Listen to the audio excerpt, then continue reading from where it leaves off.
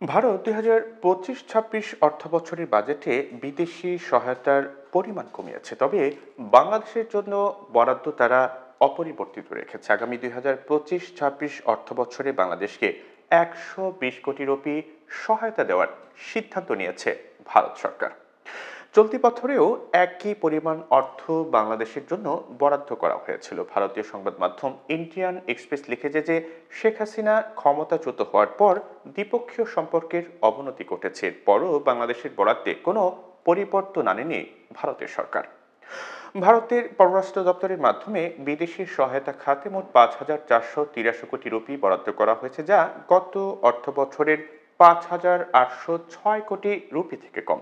ভারত অন্যান্য দেশগুলোর জন্য সহায়তা কমানোর পাশাপাশি কিছু দেশের জন্য বরাদ্দ বাড়িয়েছে। এখানে উদাহরণস্বরূপ বলা যায় যে নেপাল ও মালদ্বীপের জন্য বরাদ্দ বাড়ানো হয়েছে। নেপালকে ২,১৫০ কোটি রুপি এবং মালদ্বীপকে ৬০০ কোটি রুপি সহায়তা দেওয়া হবে। অন্যদিকে আফগানিস্তান এবং মিয়ানমারের জন্য বরাদ্দ কমানো হয়েছে। আফগানিস্তানের জন্য বরাদ্দ ২০০ কোটি রুপি থেকে কমিয়ে ১০০ কোটি রুপি করা হয়েছে এবং মিয়ানমারের জন্য সহায়তার পরিমাণ ৫০ কোটি রুপি কমিয়ে ৩৫০ কোটি রুপি করা হয়েছে। এছাড়া শ্রীলঙ্কার জন্য ৩০০ কোটি রুপি বরাদ্দ রেখেছে ভারতের সরকার।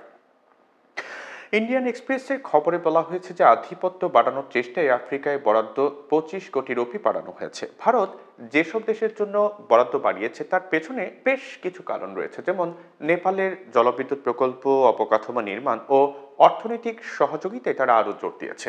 মালদ্বীপের জন্য বরাদ্দ বাড়ানোর পেছনে দ্বিপক্ষীয় সম্পর্কের উন্নয়ন ও ভূ রাজনৈতিক অবস্থানে আগ্রহ এবং আফ্রিকার দেশগুলোর জন্য আধিপত্য বাড়ানোর চেষ্টায় বরাদ্দ বাড়ানো হয়েছে। প্রসঙ্গত, শেখ হাসিনার শাসনামলে ভারত বাংলাদেশের মধ্যে সহযোগিতা বেড়েছিল। ভারত মূলত হাসিনা সরকারকে একপেশে সমর্থন দিয়ে আসছিল, ফলে বাংলাদেশে বিরোধী দল ও সাধারণ জনগণের মধ্যে ক্ষোভ জমে।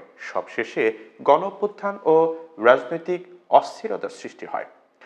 অভিযোগ রয়েছে যে শেখ হাসিনার সরকারের অধীনে বাংলাদেশের জনগণের অধিকারের প্রশ্নে ভারত কোনো বড় ভূমিকা পালন করেনি, বরং হাসিনা ভারতকে এক ধরনের গোপন সহযোগিতা দিয়ে এসেছে।